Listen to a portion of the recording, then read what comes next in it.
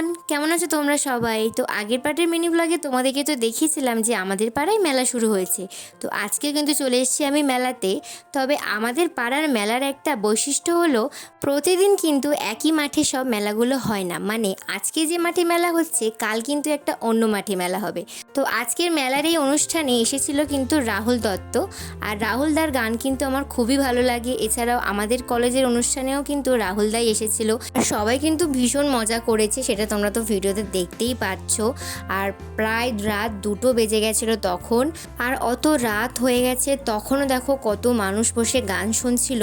আসলে গান এমন একটা জিনিস যে যদি একবার ভালো লেগে যায় কারোর, সেই জায়গা ছেড়ে সহজে যাওয়া যায় না। তারপর অনুষ্ঠান শেষ হয়ে গেলে যখন আমরা বাড়ি ফিরি তখন দেখি যে মেলার কিন্তু অর্ধেক দোকানে প্রায় উঠে গেছে। কাল রয়েছে আবার একটা অন্য মাঠে মেলা। তো দেখা হবে তোমাদের সাথে নেক্সট ব্লগে। সবাই ভালো থেকো, টাটা।